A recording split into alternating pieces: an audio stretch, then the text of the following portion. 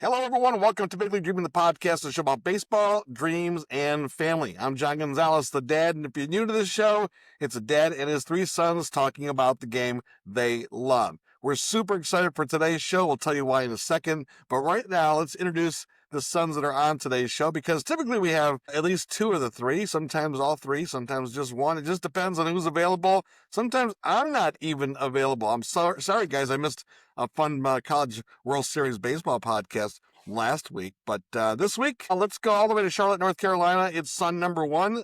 Zak Gonzalez is the Mariners fan. That's why he's the cap there. How you doing, Zak? I'm doing great.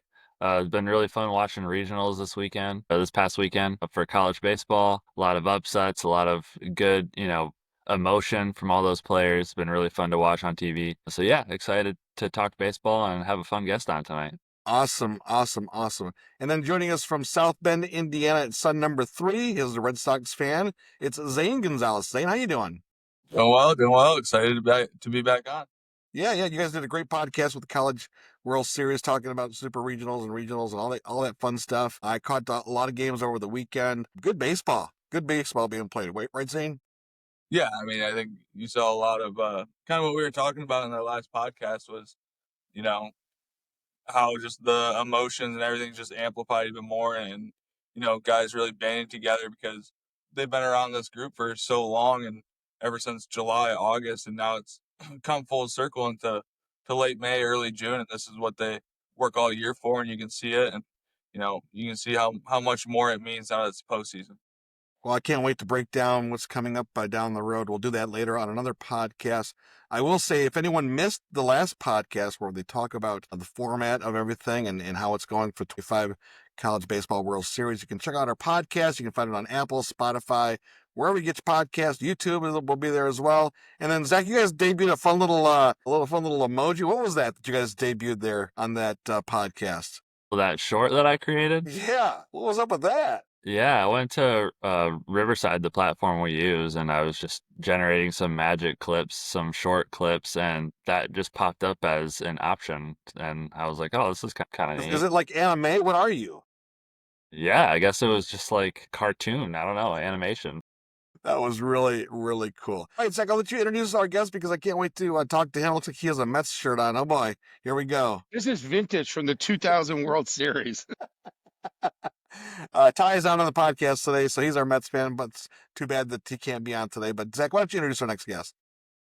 Yeah, really excited to talk with my friend, my coworker in the Charlotte Knights press box. But he's worked in baseball for 50 years, and you name it, he's done it. He's coached. He's coached at the youth level, little league level. He's coached baseball internationally, sports radio talk show host, play-by-play, you name it. Right now he's official scorekeeper at the Charlotte Knights and also runs pitch clock for the Atlanta Braves from time to time. So Jim Morrison, also known as Mojo, thanks for joining. Thanks for being here. Well, it's my pleasure. I've heard a lot about it. It's an honor to be here. And John, they say in baseball, and I think Meatloaf once said it, 2 out of 3 ain't bad. So to get 2 sons every week, you're doing pretty good for yourself. I love it. A Meatloaf reference on a baseball podcast. I love it. Mr. Meatloaf would be happy. So, Zach, you work along with this guy here in the Charlotte Knights press box then?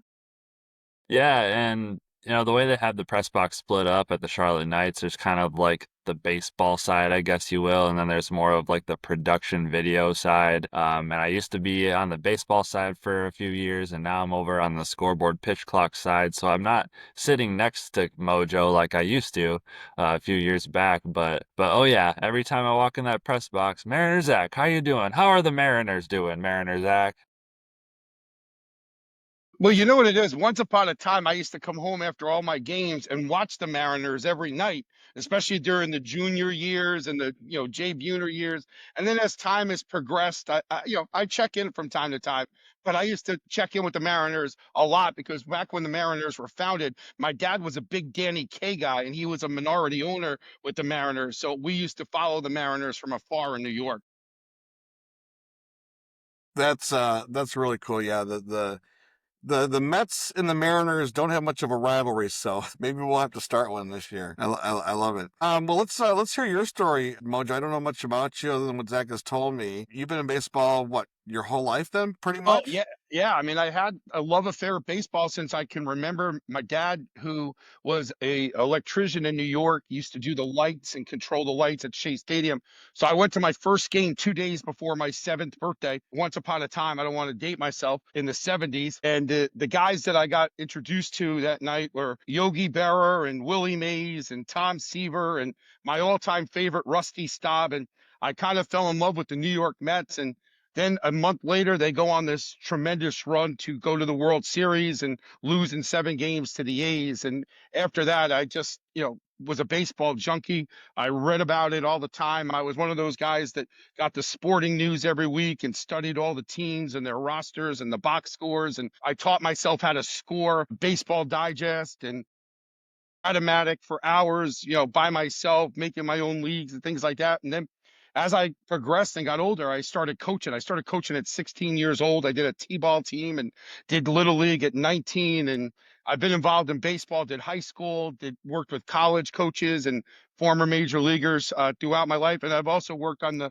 broadcast side of sports as well after I graduated from Syracuse. And I've had a very lucky life in the sense that I've met a lot of baseball people, both amateur and professional, made friendships with former major league players. And now I currently work, the Charlotte Knights the majority of the time. I'm there pretty much every night.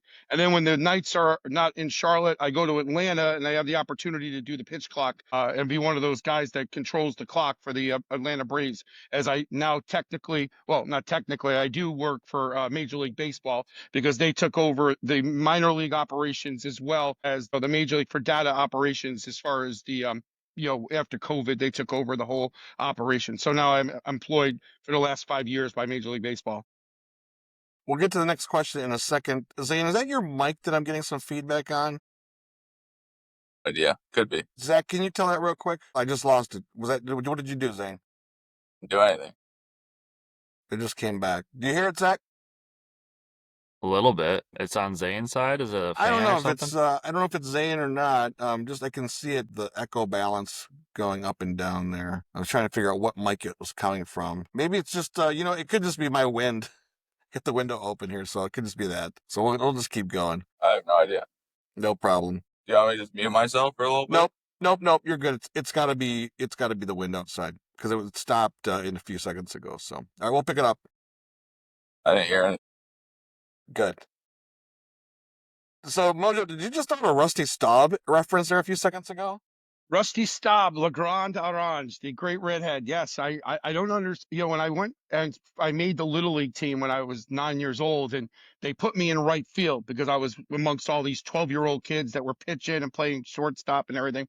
So my favorite right fielder was Rusty Staub, and I just decided that was my guy. I just loved watching him play. He was a professional hitter, a class act. I mean, one of those guys that falls in the category of very good, 2,700 hits. Had he not come back to New York at the end of his career, probably would have got the 3,000 hits that used to get you into the Hall of Fame automatically. I think he had 27 and 50 something overall, but he came back and became just a pinch hitting specialist for the Mets the last 5 years of his career after they got Keith Hernandez. So yeah, that was my guy. I mean, I liked him. The Mets, foolishly, as they've done many times over their history, traded him away after a big year to the Tigers for Mickey Lolich, and then they got him back later on at the end of his career. But yes, Rusty Staub was my guy as a kid growing up, and him and Thurman Munson were my two guys growing up watching baseball in New York. Well, we must be about the same age because those are two of my favorite players of all time. Thurman Munson, what a great catcher, right? And then, of course, Rusty Staub, when he played for the Tigers, I was like, wow, this guy is awesome. He seemed to always get the big hit, big clutch hit when you needed it. Well, the thing is, the Mets traded him because back in those days they used to send a team to Japan to play internationally at the end of the season.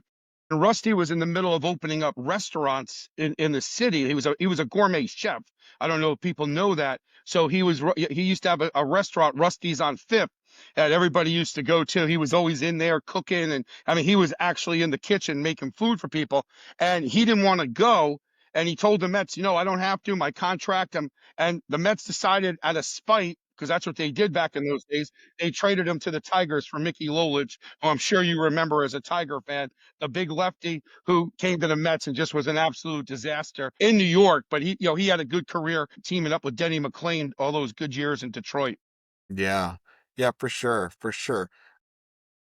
The only other question I wanted to ask about your Little League days, whether they're playing or coaching, is the name of this show is Big League Dreaming. So, it's like everyone has that dream of playing in the major leagues when you're a kid, whether you're playing right field, you're catching, or you're on the mound. I mean, that's your dreams. Where along in your route did you realize you weren't going to make it to the major leagues? Was it when you were coaching those T-ballers when you were 16, or did it come much later? Well, how I got into coaching was just because my brother, I have 3 younger brothers, and my youngest brother didn't have a T-ball coach one year. So I was able to figure out how to make my schedule. I was playing high school baseball at the time, be able to go down. I didn't even have a driver's license, and I was the coach of the team. My mom used to drive me with the equipment bag and get off and go down and put the tee out, and hit ground balls, and make the kids learn their fundamentals and stuff like that. And then I had the opportunity going into my senior year to go play college and stuff like that. And unfortunately, I got hurt playing football my senior year. And I realized like my rotator cuff got torn, and I struggled with the bat, with the bat speed and stuff. So I decided at that point, I had a little league coach who was really good. He taught us so much. He made it so enjoyable. I says, if I can't make it as a player, I want to give it back and teach my love of baseball to kids and give them that life experience that makes baseball what it is so special. It brings people together. It's something that, back then used to unite you. You used to go to the ballpark with your dad, your uncle, your brothers, your sister. And I just started, I was umpiring. I was home from college one summer, and the Metro North, which was the train that people used to commute on, got stuck in New York, and they didn't have an all-star coach for the district team. And the president of the league couldn't coach it, and he knew me, because I was around. And he said, "Do you want to coach the team?" And I was like, "Are you kidding?" And I was like, "Yeah." So, because I knew all the kids from my umpiring and stuff. So I coached the team. We won the game that night. And all the parents came up to me and they're like, "You should be coaching this team. You should be." And one thing led to another. And I did it for 4 summers, came in, won a lot of games, had a lot of trophies and stuff like that. And then, I wound up doing, middle school into high school, and worked some college stuff with some coaches and, camps and internationally and things like that. So it was always my, thing is that give back to the goodness of what people gave to you. Well, before we move on to talk about some of the things you're doing today, Zane, is there anything you want to ask about his coaching career? Because you're coaching right now at Indiana University at South Bend, and I know you're the associate head coach there, and, you had a dream of playing in the major leagues, and, you could probably relate to that. Like, well, if I can't make it, I might as well coach. Yeah, I mean, I think a lot of coaches get into it not just for, oh, I just want to stay around baseball, or I just, I don't know what else to do, so I guess I'll coach because I can't really play anymore.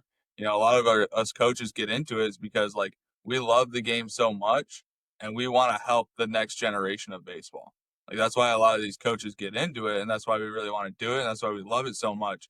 So I mean, Mojo, like throughout your entire career, like what was your favorite and most fun level of baseball that you were around, from T-ball all the way up to, year round still big league baseball up close and personal, but like baseball today, like you were saying before we even started this, you were like, man, it's way different now than it was, watching kids at a sandlot.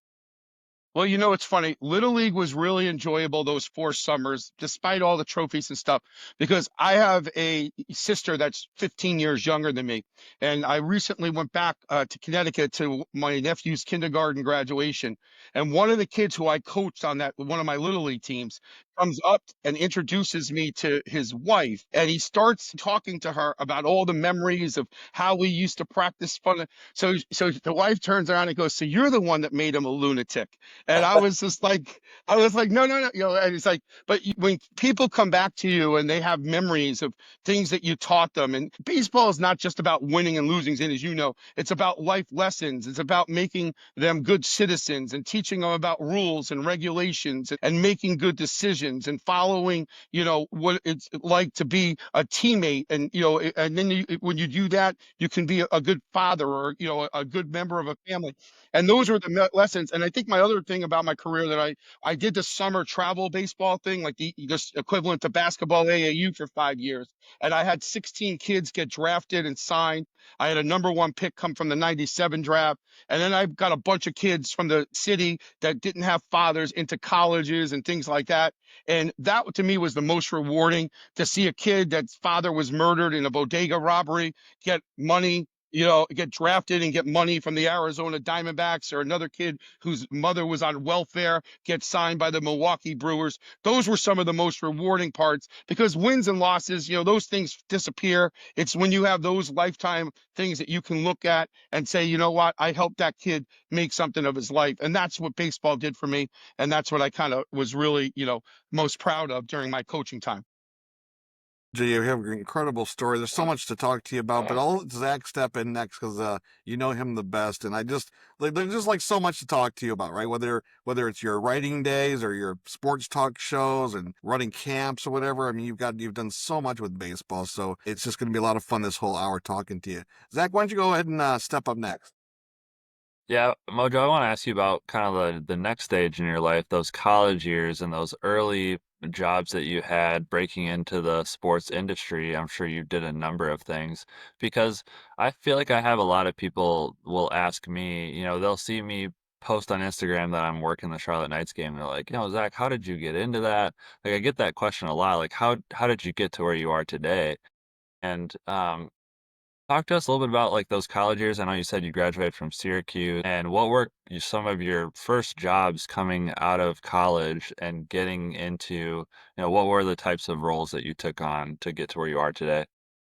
Syracuse, I have to say, was probably the best decision I ever made. I had a chance to go to Ithaca College, was going to think about playing some football, baseball, but then I kind of looked at the reality of what was going to happen after that. Was I going to be in the major leagues or the NFL?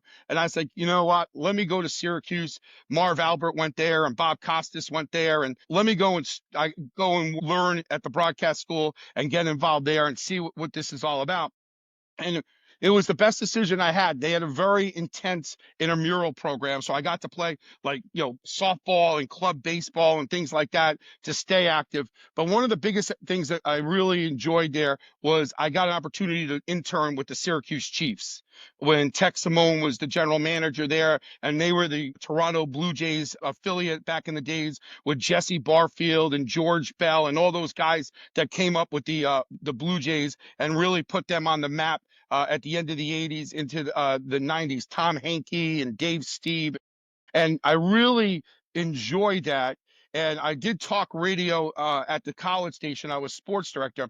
And then when I graduated, I got a job at Sports Ticker, which used to be like the Associated Press for, before smartphones and before they had, computers and things. And I used to do the sports number. And the guy that hired me was Peter Bavasi, who was the former general manager of the Cleveland Indians. And that kind of kept me moving along into the baseball thing. And one thing led to another. And I ran into a coach at Concordia College who ran a company called Diamond Pros Baseball. And he used to run, it was back before it got really big, the hitting lessons for kids and fielding lessons and baseball camps. And he offered me a spot in his camp. And I got to work with Joe Pepitone, former New York Yankee, and Ron Bloomberg and Mike Torres, who gave up Bucky Dent's home run, and Fernando Vina, who played.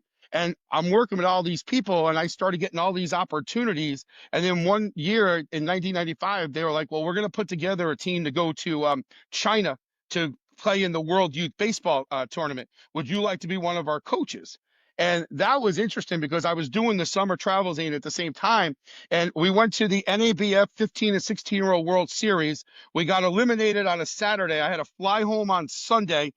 My dad to pick me up at LaGuardia Airport, New York, take me to Kennedy, and I took an overnight trip to Helsinki to get to China to coach in the World Youth Baseball Tournament in Beijing. for 10 days. And that was the year Mickey Mantle passed away. I'll never forget that, getting that news over there in China. And it was just a remarkable experience watching the kids from all over the world playing youth baseball and seeing how it was all brought together by this wonderful game that we all love and we're here talking about.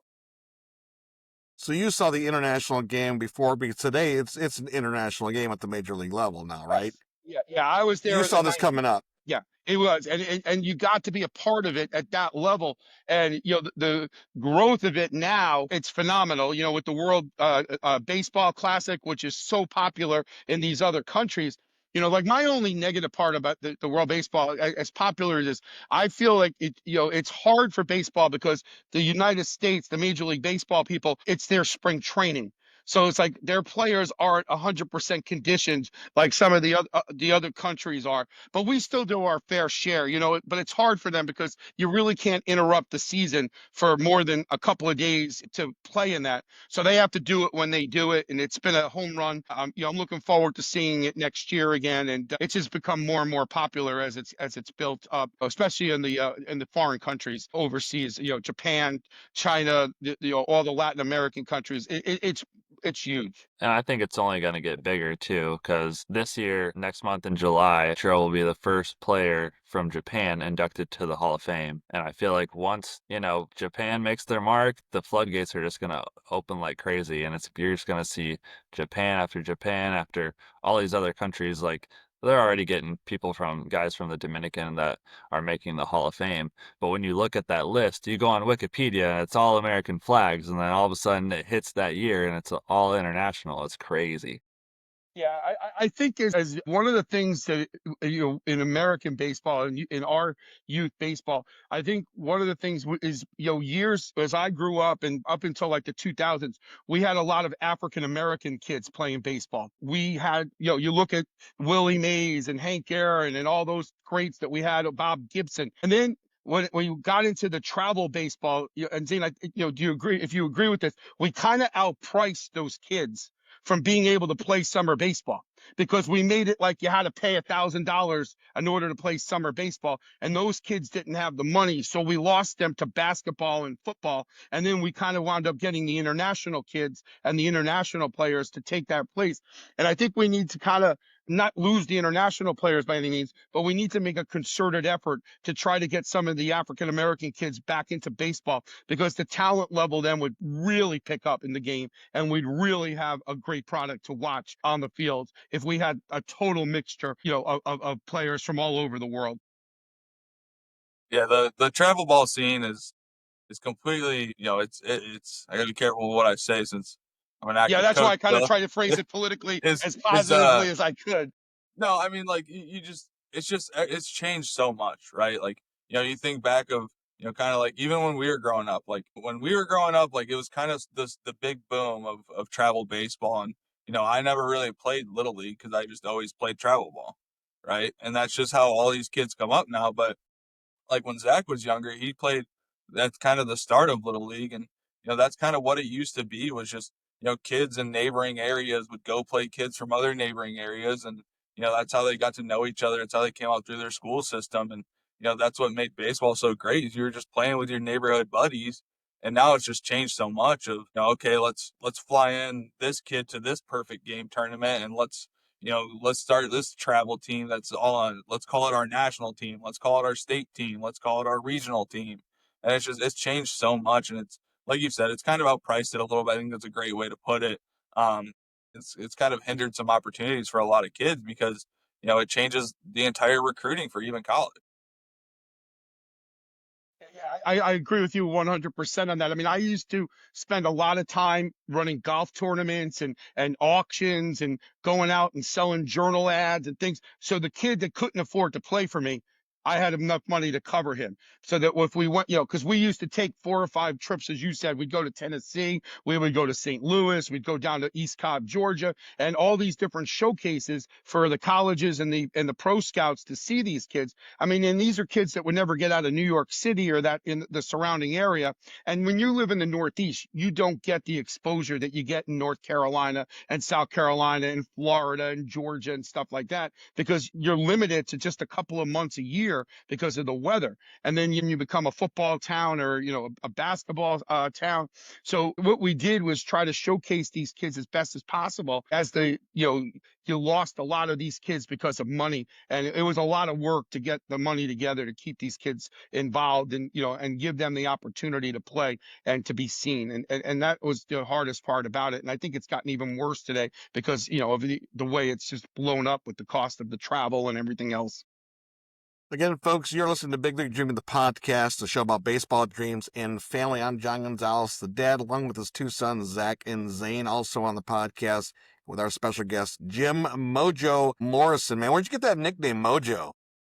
Well, there once upon a time was a guy that sung for the Doors who was named Jim Morrison. And if I had a nickel for every time people asked me if I was named after him, it was my dad who's, passed away. And that's how I opened up his eulogy. I said, no, I wasn't named after a dead rock singer. I was named after my dad. And when I was in college, my first sportscast that I ever did at like 5 o'clock in the morning at WJPZ, they're like, and now joining us for sports. And they started playing Mr. Mojo Rise.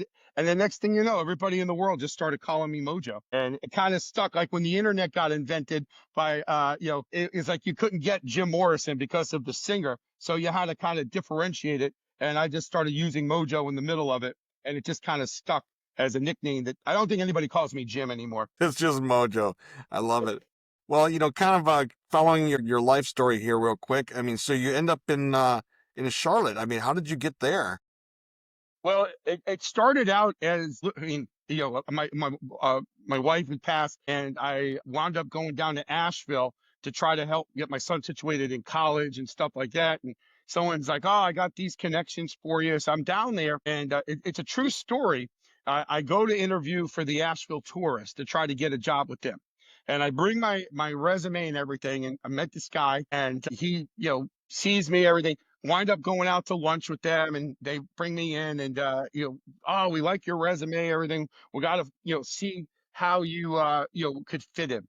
So fast forward, a little while later, they call me up. They're like, "Well, you had some restaurant experience in college. Would you want to work as our concessions manager for the time being?" And I'm like, So long story, the two guys that the one guy that interviewed me 14 years later is now at Charlotte as the assistant general manager. And the other guy that was working in the radio booth that year is now the new director of communications in Charlotte. Shortly after that experience, I put in a resume with the Charlotte Knights, and Tommy Viola, who Zak knows very well, one of the best in the business, was there in Charlotte for 14 years. And he called me up and he's like, "Well, we don't have any openings in broadcasting or on air stuff, but we have this thing that is being formulated by MLB called BAM." And Zak's done it. It's with stringing and things of that nature. And he's like, "Would you be interested in something like that?" And I remember what a college professor told me once. He said, "Learn how to do everything and you'll always figure out how to work." So I said, you know what? I needed to get out of Asheville. It was kind of like going nowhere for me. I went on like 30 job interviews there, couldn't get hired into anything, being a New York guy. So I went over to Charlotte. I took the job. My first day with the Knights, and this is a true story. It was opening day, April 5th of 2012. I leave Asheville at 2 o'clock in the afternoon. There was a tornado and an oil spill on Route 26. So I had to divert my way through. It took me 4.5 hours to get to Fort Mill, South Carolina, and it's raining at 6 o'clock when I get there for a 7 o'clock game. And I go up there, I'm in the press box, I'm all ready to go. Here's my first day in minor league baseball. And they kept us there, and Zak knows these nights, till 10:15, and they canceled the game. And I had to go all the way back to Asheville 3 hours later. And I said to my son when we got back to the Asheville, "I'm working this weekend in Charlotte. We're going to find a place to live. If you want any say on where we live, you're coming with me." I says, "Because I'm not going through that ever again." And the funniest part about it, back then, if you didn't work the game, if it was canceled, they didn't pay you. So I went through all of that for zero. I drove 7 hours that day and didn't get paid for the day. And that was my introduction to minor league baseball back in 2012. And here I am today, 14 years later, still doing the Knights. That's a great story. And Zach, you can probably relate to that. So I should give you some time here to explain your story. Because I think those that are in minor league baseball do it out of passion or they're just a little crazy. Zach, why don't you tell folks real quick your story of going from Grand Rapids, Michigan, all the way to Myrtle Beach working for the Pelicans?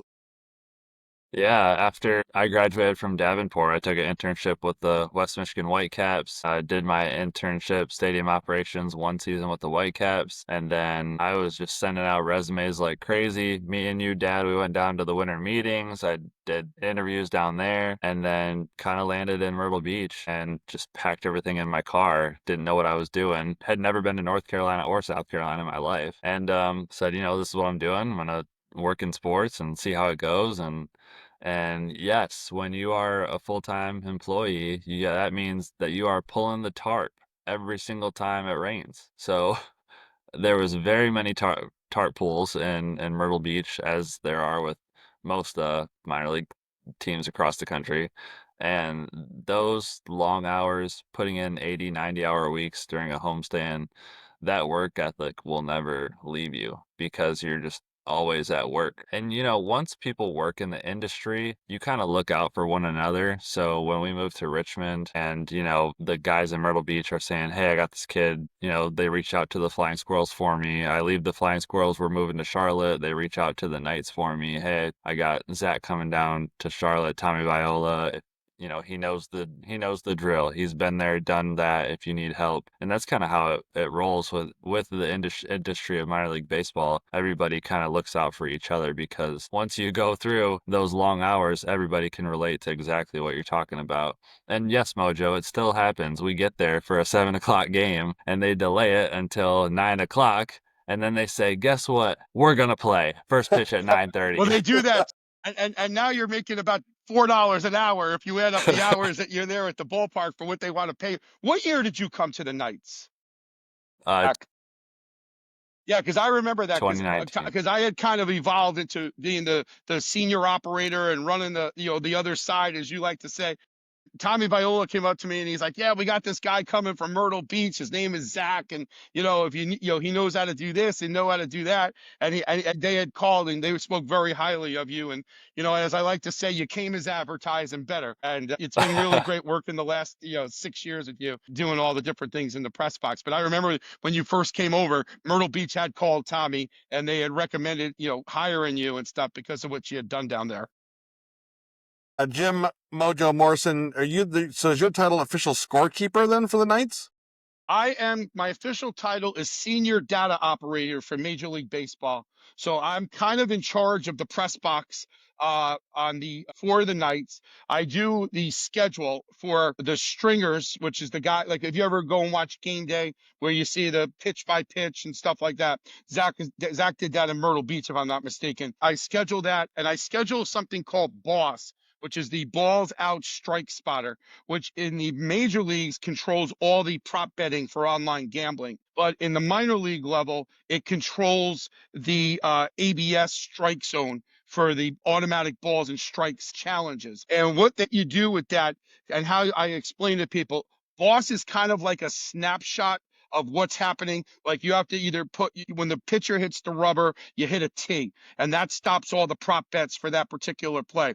And then you got to quickly, within 2 seconds, hit a strike, a ball, an in play, or a foul, when the play happens.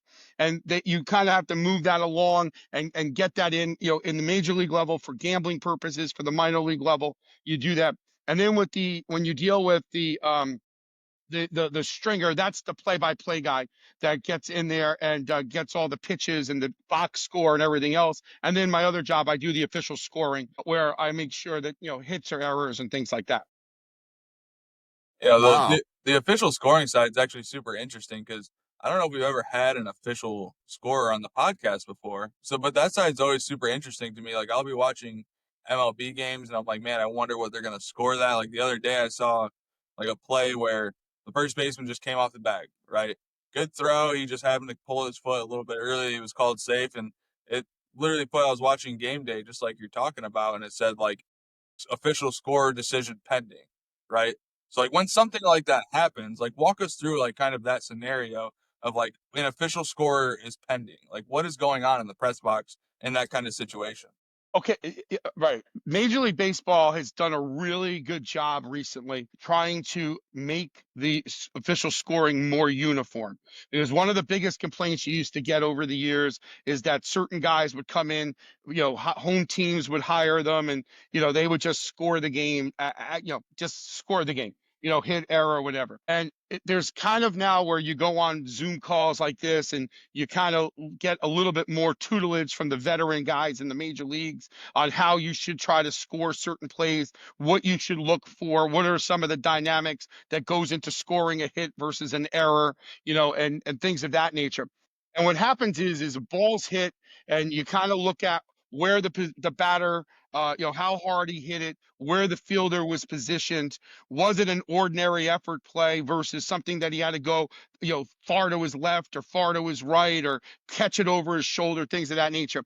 And there are situations, Zane, to answer your question, where you need to look at it again to kind of figure out, was that a play that was, an ordinary effort or a playable ball, or was that a difficult play? So, because sometimes it happens so fast, you can't really see it when you're looking at a bunch of different things when you're, that are going on the field. So what you have to do is you just tell the stringer next to you, put a scorer decision pending, and then you go back to your replay and you basically look at it and you decide, is that going to be a hit or an error? Or if it's a crazy play, like a rundown play, like we had a couple of weeks ago when Zach was on the scoreboard, where the ball got dropped, and it's the first time in my life I ever saw it get lost in the chalk. And it's literally just sitting there in the chalk, and nobody could find it. And then finally, the pitcher picks it up and then throws a one hopper to third base as the runner decides to advance an extra base. So now you have to go back and decide, well, how do I score that? And then you finally come to the conclusion that had the throw been made, that the third baseman catched it, then the runner would have been out, and therefore you scored an error on the third baseman for not catching the ball that was thrown to him. And that's the kind of stuff that you have to look at video for. Most of the times it's really simple though, whether the guy, ball goes through the guy's legs or he overthrows it. Those are easy ones. It's the ones like that where you have to look at video and kind of figure it out. That's just what makes baseball great, man. Is even now you're still seeing something you've never seen.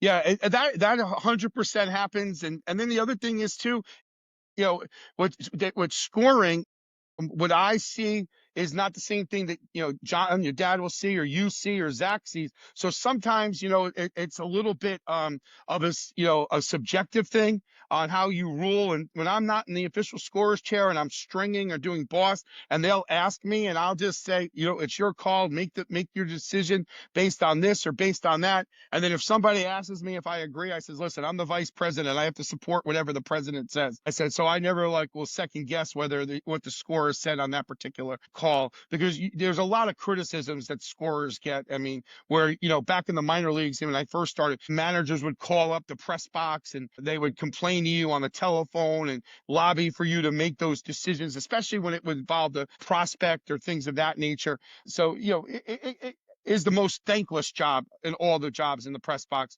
because basically no matter what you do, somebody's pretty much not going to agree with you. So let me ask you about the ABS, the automated ball strike. I mean, we've talked a lot about that on the podcast, because obviously Zane and the minor leagues have been doing this for a while. This is nothing new. But when it got introduced at the major league level during spring training this year, I think a lot of fans, myself included, liked it so much that even when I'm watching a major league game today, I'm like, man, I would challenge that, right? So how did the experiment go in the spring, do you think? And how long will it take before it gets to the major league level? I'm not sure how long, maybe next year, maybe the following year. I mean, the one notion that people are totally misled is that robots are calling balls and strikes. And, that's totally a fallacy. I mean, the umpires are calling balls and strikes like they've done since we started the game. It's when there is a play that might not be agreed upon by the pitcher, the catcher, or the batter, that you have it's like in tennis, you have the right to challenge it, like basically immediately. And they put it up on the board. It comes in, you see whether it's in the box, the strike zone. That's why it's so important to have the correct batter up when you're doing, a boss on that particular night. And then they decide, okay, well, it's upheld or it's overturned. And then, you only get 2 challenges a night. But if you're right, you keep going. So I think eventually it will get to the major league level. How fast, I don't know, because I don't know the logistics of whether they have to negotiate it and, collectively bargain for it, or it can be just unilaterally implemented. I'm not really sure. It's very popular in the minor leagues. Although, as Zach will tell you, you see a lot of wasted challenges where a guy will challenge the second pitch of the game and it'll be wrong. And now you get to the 9th inning and bases loaded. He gets called out on the strike 3, which would have tied the game if it was ball 4, and he doesn't have the opportunity to overturn it. So there's a strategy into using the ABS challenges as well. And they have to challenge it right away, Dad, because I think it was last homestand where the batter got rung up strike 3, and he was kind of just like bad body language, like, "Oh, are you kidding me?" And then he was like, "Oh wait, I want to challenge that," and the umpire said, "No, too slow." Really? Yeah. Yeah, it's very similar to the replay at the major league levels. You have 15 seconds to decide to challenge. And if you go past 15 seconds, you're out of luck as far as going to a challenge. Zane, do you see that coming down to the college level at all? Not at my level. Shoot, we barely get a pitch clock. I mean, we have a pitch clock rule, but we don't have a visual pitch clock for us. Only in postseason play are we required to have a visual pitch clock. So, I mean, you guys could probably go swing by your nearest JUCO NAIA game, or yeah, really those levels are the ones where you're not going to have a visual pitch clock, and you can just sit there and be like, man, how do these kids do it? Because like that was a big hurdle when pitch clock trickled down to the college level. Like that was a big hurdle for us, was kind of trying to instill these kids like an internal clock, because like they have nothing to see, and just randomly an umpire will be like, time, pitch clock violation. We're like, okay, like cool. I guess that's is what it is. Can't really argue it. I don't really see anything. They got a buzzer on them that's telling them when it is and when it isn't. So I don't think ABS will ever trickle down to the NAIA level, but at NCAA, it's probably going to be very, very tough to implement. It's going to be a lot of money. Yeah, There's that's the definitely a lot of biggest money. factor. Yeah, Yeah, that's the it's biggest how much factor. it's going to cost, and how many Is players installing there the are. systems. Yep, Yeah, I it's agree with just a him lot 100%. logistically to get done at the NCAA level. Well, I can't wait for it to be at the major league level because, I mean, I think, Zach, you were telling me, right? Did you guys have it on your scoreboard, the box? Yeah, it's super cool. And I feel like every year they update it a little bit. Like this year now it says the pitch has been challenged by the batter. Like it has the word by the fielding team. Like there's been little changes as the years have gone on, which is really cool to see that they keep on trying to make it as best as they can. Yeah, and the thing is what people don't realize is there's an ABS tech that comes in that's hired specifically, and they get there 2 hours before the game, and they have to get the iPads ready for the umpire, and they have to get the headsets ready, and the whole system up and running, and they're there monitoring like every pitch of the entire game, and when that pitch is challenged, like Zach said, it's like tennis. It has to be done like within 4 or 5 seconds, where they get that pitch up there on the scoreboard, and you see where it comes in, and you see if it was a ball, did it hit the box at any point and overturn? If it was a strike, was it outside the box? And there's a lot that goes into it that people don't realize, where people just think that it just happens. And there's a lot of technology and a lot of work that goes into it, not only from the tech part, but also with the umpires. They have to be able to execute it as well on the field. I think as a fan and you're watching Major League Baseball here in 2025, the strike zone is on every pitch, right? So the fan experience is already fully engaged in it. And then you see that a pitch that gets called a strike that wasn't a strike can affect the outcome of the game.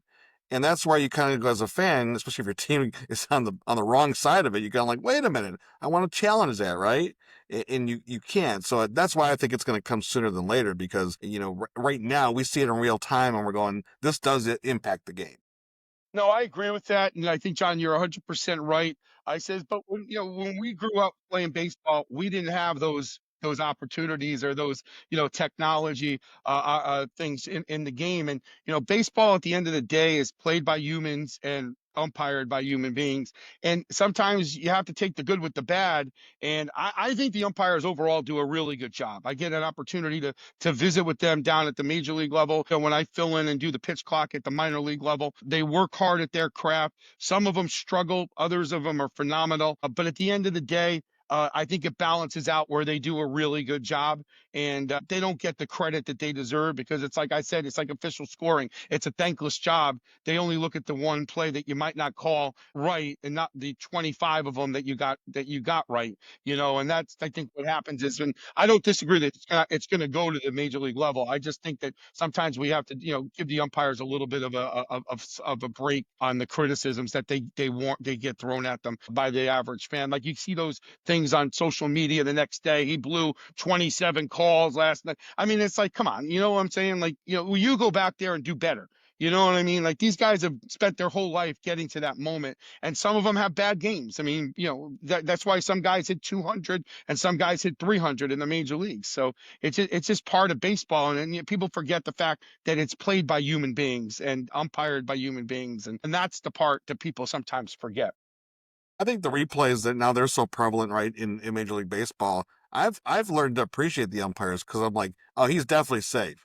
And then they show the replay like he was out. They did make the right call. You're like, man, that's how did he get that right? It's like Yeah, they that's did a good exactly my job. point. Yeah. That's exactly my point. How many times you see a play with the naked eye, like I said, and you say, "Oh, that guy was definitely out," and then you go back and break it down on the replay, and you're like, "Oh, wow, that guy got it right." But no one ever gives him a pat on the back for that. I say we don't hear about that the next day on social media. That the 20 calls that they got right that night, and I think that's sometimes we're a little bit unfair to the umpires. Well, Yeah. Dad, speaking of replays, what are your thoughts on technology for check swings? Good. That's a I mean, I they're mean, testing it. They're testing it, Dad. I mean, I don't know when it'll come to minor league baseball, but I feel like it will at some point in the future. yeah, well, I mean, we'll see how it works out. That's all I could really say on it at this moment. I mean, but I worked in the Atlantic League in Gastonia for 2 summers. That's how I got my job at MLB when they were doing all those different rules things, the ABS, the big bases. I mean, I had one summer where they moved the mound, the pitcher's rubber back 6 inches, and they were throwing, at 61 feet to the mound. So, I had it where they were able to steal first base when the ball got by the catcher at no matter when the pitch came in. The Did catcher you have missed. the double hook? I had the double hook as well, The double hook, which I baby. thought was the stupidest rule in the world because, wait. Tell me. Wait. Tell me about the double hook. I gotta hear what's this rule. well, the purpose of the double hook, because of the whole analytics that have taken over the pitching aspect of baseball, where nobody pitches more than 5 innings. So the logic behind it was, all right, well, the longer you leave in the game, a pitcher in the game, the longer you keep your designated hitter. But if you take your pitcher out of the game, your designated hitter goes with him. So, like, say you had Edgar Martinez in the game, and you come out and take out Jamie Moyer in the second inning. Now Edgar Martinez is out of the game unless you put him in at third base. And that was the purpose. And what I used to see in the Atlantic League, they're taking the guy out because he's getting shellacked in the second inning by giving up 5 runs. And now you're 5 runs behind, and you're making them take out one of their better hitters. It was a kind of counterproductive rule. So, needless to say, they don't have it anymore. So that's what I'm saying. You don't know how it's going to work out, whether it's going to get there or not, because if it doesn't work out, then they just let it go. Same thing with the the bases got bigger, but not as big as they were in the Atlantic League. Dad was thinking it was a sandwich from Firehouse Subs, double Yeah, hook. like, oh, Oh, I'll take a double hook with some hot It's sauce true. on it. And I'll tell you, watch when they moved the mound back that 6 inches, it was the most unbearable thing. I mean, the scores went through the roof. I mean, it was like watching beer league softball. Like it was like 21 to 18 games on a nightly basis because the pitcher's trying to throw strikes 6 inches further back. It was really difficult back in the, needless to say, that rule is not talked about anymore. Well, they should they should bring back the beer batter, right, Zane? The beer batters, I'm sure, are still alive and well in plenty of college summer league stadiums across the country. I have to say though, out of all the rules that they came up with, and I was against it when it first happened until they is the pitch clock. I think the pitch clock in a way has saved baseball because it made the game go faster to a generation that is tablet friendly and online, and they want everything fast. And I think by doing what they did, I think they did a really good job in speeding it up and getting the games to move along faster. And especially at the minor league level, because the games with the promotions in between and everything, those used to take forever. And you'd be there sometimes, like we were last week, and this was just because of the score. We were there for 4 hours. And I said to the umpire after the game, can you imagine if we didn't have a pitch clock tonight? We would have been here probably till 1 o'clock in the morning. Yeah, Well, we didn't have the pitch clock when I was coaching in the Northwoods League, and I just remember, being the pitching coach and getting the script from the on-field team and being like, man, this is going to be a long one. We got a lot of in-between inning promotions going on, boys, and I'd have to walk the pitcher through it. Hey, don't go out there too fast. They got this going on. They got that going on. They got this stunt with this guy that's in town. The balancing act is going out there at this inning. Like, the pitch clock has done wonders on that side of the game. the grandmas have to dance. The dancing grandma. They definitely do. And we have Banana Ball coming into Charlotte this week, Zach, on Friday night and Saturday. And that'll be a very interesting 2 days with the Knights playing down the street from Banana Ball. And I worked a couple of summers when I was working at the Gaston Gazette covering the the Coastal Plain League, the summer league. And Jesse Cole was the owner of the Gastonia Grizzlies at the time. And then he moved down to Savannah and developed this whole concept of banana ball, which is kind of taken over the country with it's basically the Harlem Globetrotter edition of baseball. And it's very interesting when you look at some of the things that they do there, trying to, basically tweak the rules. And I always tell people, you can't take them seriously, but if you want to go have fun, go and enjoy a night out and watch that. It's like watching the Globetrotters. So the Generals never beat them once. And in basketball, and that's how banana ball is. It's just go out there and watch, get a show and stuff like that. But it's very interesting, as great a game as baseball is, all the different people that try to tweak the rules in it to try to make it better or in some cases worse. But we've had a lot of people attempt it. Well, Mojo, really appreciate you being on the show. It's been a lot of fun. But before we wrap things up, let's have the guys ask you one final question. I have one for you as well. I'll shoot mine first, and then we'll let Zane go and then Zach, because, you guys know each other really well. So that's great. But I feel like we all know you better now. So It's a family show. It's been great being here. no problem. Hey, so my only question for you, or the last question, is what's next for you? What do you want to do? I mean, you've done so many things. You just talked about being a writer. You've been in the broadcast booth. You've done so many things. You've coached. Is there anything else in the game that you would love to do?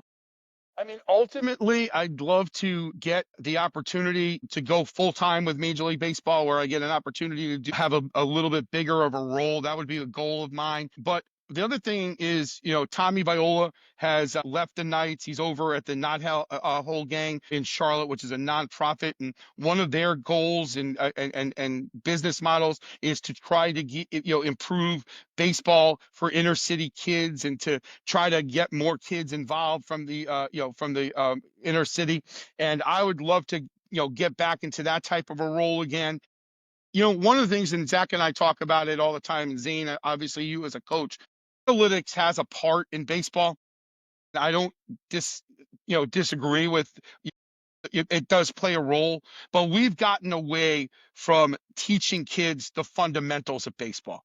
Like I grew up where you taught a kid to throw first pitch strike. You taught a guy, a step and throw when they stepped, to throw the ball. Now everything's about metrics, velos, spin rates, and it's not about pitching to contact, throwing to the right bases. Just, why do we always have to try to, get the ball and try to, striking out used to be a scarlet letter for you. Like you can go 3 for 4 and you get in the car and my dad would say, did you strike out tonight?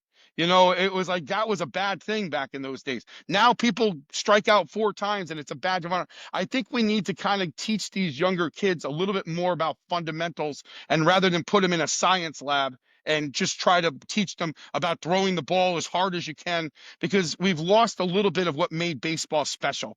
And Zach and I, before you got on, John and Zane, were saying that the product, and he says all these, people will say, our team's not very good. I says, because we're not teaching the younger kids the right way to play baseball. We're just telling them, throw the ball 90 miles an hour so you can get drafted or get a college scholarship, and, try to hit the ball 110 miles an hour. Those things are all well and good, but whatever happened to a duck snort, a little bloop single twice? I mean, 2 for 4, 2 out of 3. You don't, that you hit the ball 75 miles an hour, but it landed somewhere where they ain't, and that's the kind of things that I kind of want to get back into, I think, John, and try to teach kids the fundamentals of baseball and try to spread that out. I know I've gotten to know Jim Cott, the Hall of Famer, over the years, and he's gotten out of broadcasting, and now in his 80s, that's what he's trying to do, is try to teach young kids the fundamentals of baseball again, instead of just teaching them about metrics and velocities and things of that nature. Jim Cott, a good Michigan man. I believe he played his college baseball at Aquinas College. He did. One of the greatest people I've met in my journey. Yeah, I great, got to know great. him. Yeah, I got to know him at the AAA All-Star game with George Grand, who emceed the Hall of Fame. We sat through an hour and 45-minute rain delay, and we just got to know each other. And Jim was always a guest on my radio shows, and one of those type of guys that will always pick up the phone when you call him, and just a really good man and a great ambassador for the game of baseball. Awesome. Well, maybe we'll have to have him on the podcast. We have a lot to talk about. All right, Zane, why don't you go next? Yeah, no, I mean, I think everything you're saying is kind of the battle we fight at college level when we get these kids to campus. It's all these kids just want to throw really hard, and you'd probably love the way I coach pitching, because we do everything off a plus minus system, and it's first pitch strikes. We want the dude on base or out in 3 pitches or less, and we want quality innings. That's all we want, and Well, you you would know what? probably love that. I would. I coached for 7 years, and I had a pitching coach who played in the Pirate organization. That was my pitching coordinator. And we used to say, okay, well, what's a good inning for a kid to pitch? And I said, all right, 15 pitches. Okay, 3 pitches per batter, that's 9. But he's not going to get him out in 9 pitches. So let's do a 15-pitch stress-free innings. So 7 innings times 15 pitches at the youth level is 100. At the major league level, it's 130. And I had a Cy Young Award winner that used to work nights games on TV who coached here. And he went to Stanford, and he was a very smart man. He used to say, who came up with this random number that 100 was going to hurt somebody's arm? There's no scientific data to that. But they came up with that number that 100 pitches was going to hurt people's arms. And I just, last week, Nolan Ryan's grandson was here with the Round Rock Express, and we were talking about it, and he was talking about how his grandfather believes in throwing more pitches than less pitches because it builds up arm strength and less injuries. And Zane, I couldn't agree with you more. I mean, they have just gone away from logic, because if you look at guys, John and I, your dad, they threw 100, and Ryan threw 235 pitches in a game once and came back 3 days later and pitched a complete game. So it's like, I never got hurt. So show me the evidence that pitching 100 pitches hurts a guy's arm. It doesn't. It's just that's a number that somebody on a computer came up with and a metric that they decided, and that's how they run the games today. And it's very frustrating to watch a guy go 5 innings, pitching great. Oh, we got to take him out. He threw 90 pitches. It's just very frustrating. Yeah. I agree. I mean, I was watching I'm a Red Sox fan, and I was, the Red Sox were scuffling a little bit. They needed a win, and they had Garrett Crochet on the mound. And they were like, well, he went 100 pitches his last 2 starts, so he might be on a pitch count. And sure enough, 5th inning rolls around and 85 pitches, and they take him out. I'm like, you need a win. You need a win. And everyone's post-game saying, well, if he doesn't get that, like if you push him too much, you might not have him come August, September. It's like, yeah, you might not be playing in October. Your So lips true. to God's ears. Yeah, so true. Well, I took out Tarek Skubal the other day because he was at 90 pitches, and the Tigers were in that pitching duel against Kansas City. I think it was against Waka, and I was like, "Don't take him out because he's our best chance." I mean, we're not scoring any runs today, and sure enough, I think the Tigers lost that game 1-0, and they yanked him. I think in the 7th inning, after 90 pitches. Just real quick, because I know we're up against the clock here, but I mean, John, there's no such thing as a pitching duel. Like when I was a kid, I would go look at the schedule and I say, okay, Seaver's pitching that day against Carlton, or Pedro's going against Clemens in the Bronx when Clemens was with the Yankees and the Red Sox were coming in, or Denny McClain's facing Bob Gibson in the World Series, or Sandy Koufax is going up against Jim Palmer.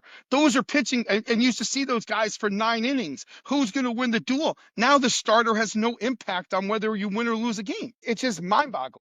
Well, the Tigers proved that last year at the end, right?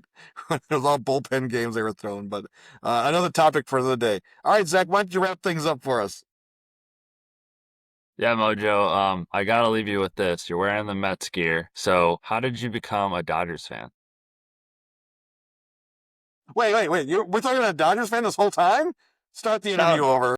I grew up. I worked, in all seriousness, no, sort of like my Mariners love affair. I worked for a high school baseball coach for 7 years. His name Ron Dolan. He passed away during COVID, and he played in the Dodger organization at Brewster High School in Brewster, New York. And we did more fundamentals, including a half hour of bunting every day, where we worked on bunting for hits, bunting down first, bunting to third, things of that nature.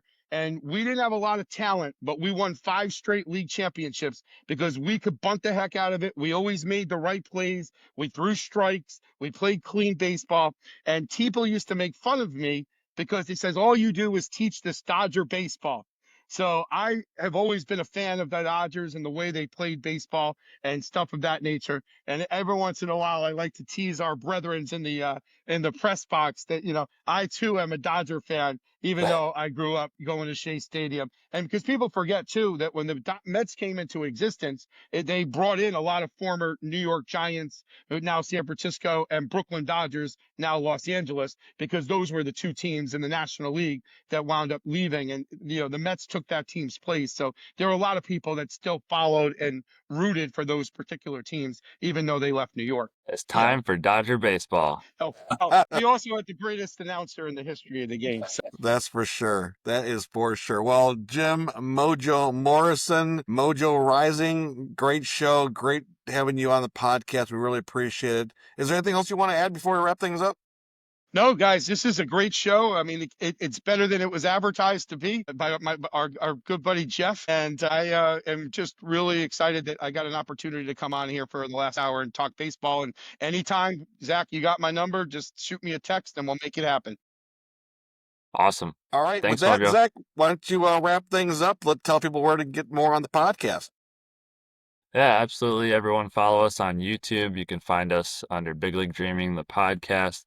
Also follow us on Twitter, X at BLD Pod. That's at BLD POD. And you can find all of our podcasts on Apple, Spotify, wherever you get your podcasts. We'll see you in the next one. Thanks for tuning in.